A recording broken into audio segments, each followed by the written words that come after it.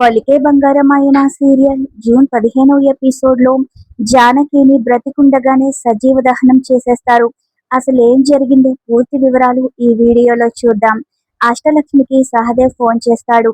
మీ అన్నయ్య నెంబర్ పనిచేయలేదు, అందుకే నీకు ఫోన్ చేశాను, నేను పోలీస్ని అంటాడు. జానకి చనిపోయింది అని చెప్తాడు. ఊరి చివర దారుణంగా కాల్చి చంపారని చెప్పడంతో అష్టలక్ష్మి ఏడుస్తుంది. మరోవైపు హాసిని సత్తమ్మతో మాట్లాడుతూ జానకి ఆచూకీ తప్పకుండా మనకి దొరుకుతుంది. గంగాధర్ చాలా పెద్ద లాయర్, నువ్వు టెన్షన్ పడొద్దని చెప్తూ ఉంటే అప్పుడే అష్టలక్ష్మి ఫోన్ చేసి ఫోన్లో విపరీతంగా ఏడుస్తూ ఉంటుంది. అష్టలక్ష్మి అలా ఏడుస్తూ ఉంటే హాసినికి డౌట్ వస్తుంది. అయితే సత్తమ్మకి తెలియకూడదని మందుల గురించి అని మెడిసిన్స్ గురించి అబద్ధం చెప్పి ఇక బయటకు వస్తుంది. అష్టలక్ష్మి చూసి షాక్ అవుతుంది. ఎందుకు ఇంతలా ఏడుస్తున్నావు అని అడుగుతుంది. జానకి చనిపోయిందంట, ఫోన్ వచ్చిందని అష్టలక్ష్మి చెప్పేసరికి హాసిని కూడా షాక్ అవుతుంది. ఏం చేయాలో అర్థం కావడం లేదు. జానకి చనిపోయిందంట అని చాలా బాధపడుతుంది. నువ్వు తొందరపడి ఈ విషయం సత్తమ్మకి చెప్పొద్దని హాసిని అంటే, అమ్మకి చెప్పకుండా ఎలా చెప్పాలిగా అంటుంది అష్టలక్ష్మి. నా మాట విను, ఇప్పుడు చెప్పొద్దు అంటుంది హాసిని. మరో సీన్ లో సందీప్ అసలు మర్డర్ ఎలా జరిగిందో, జానకి ఎలా చనిపోయిందో ఏమీ తెలియనట్లు ఇన్వెస్టిగేషన్ చేస్తూ ఉంటాడు. అప్పుడే హాసిని వచ్చి జానకికి ఏమైందని అడిగితే, సారీ హాసిని, ఇక్కడే చాలా దారుణంగా చంపేశారని చెప్తూ ఉంటాడు.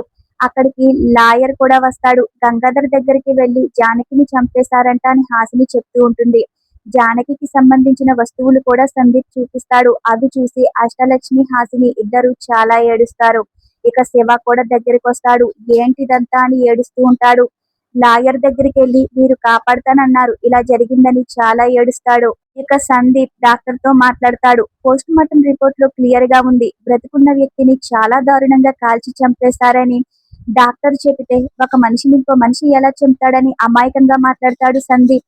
ఆ అమ్మాయి ఎంత బాధపడిందో, ఎంత నరకం చూసి ఉంటుందో కదా అంటాడు సందీప్. అవునండి, సుమారు గంట సేపు అరిచి అరిచి చనిపోయిందని డాక్టర్ గారు అంటారు.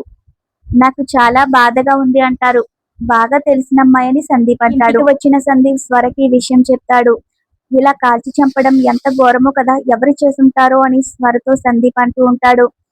బాబీయే చేశాడని నాకు అనుమానంగా ఉందని సందీప్ అంటే, బాబీ ఎందుకు చేస్తాడు అంటుంది స్వర. అందరూ నన్నే అనుమానించారు కదమ్మా, బాబీ గాడికి కూడా నా మీద కోపం ఉంది.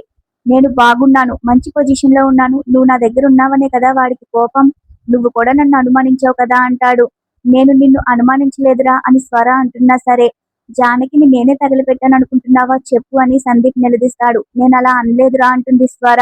ఖచ్చితంగా నాకు ఆ శివగాడి మీదే అనుమానం ఉంది. 2 రోజులు ఆగితే నీకే నిజం తెలుస్తుందని సందీప్ అంటాడు. బాబిగాడు అలా ఎప్పటికీ చేయడని స్వర అంటుంది. నిజం చేదుగానే ఉంటుంది, వాడే చంపాడని సందీప్ వాదిస్తాడు. ఇక సందీప్ అక్కడి నుంచి వెళ్లిపోయాక సందీప్ మాటలకి స్వర బాధపడుతుంది. మరోవైపు హాసిని జానకిని చూస్తూ జానకిని తలుచుకుంటూ, నీ పెళ్లికి దండ వేయాలనుకున్నాను, నీ పటానికి వేయాల్సి వచ్చింది, పెళ్లి అలా చేసుకున్నావు, చావు ఇలాగయ్యిందేంటని బాధపడుతూ ఉంటుంది. శివ కూడా చాలా ఎమోషనల్ అయిపోతాడు. జానకికి దండ వేస్తూ ఉంటే శివ ఆపేస్తాడు. ఈ రోజుతో ఈ ఎపిసోడ్ పూర్తవుతుంది. పలికే బంగారమైన సీరియల్ డైలీ పూర్తి ఎపిసోడ్ రివ్యూస్ మన ఛానల్లో మీరు చూడాలి అనుకుంటే మన ఛానల్ ని సబ్స్క్రైబ్ చేసుకుని సపోర్ట్ చేయండి. Thanks for watching our video.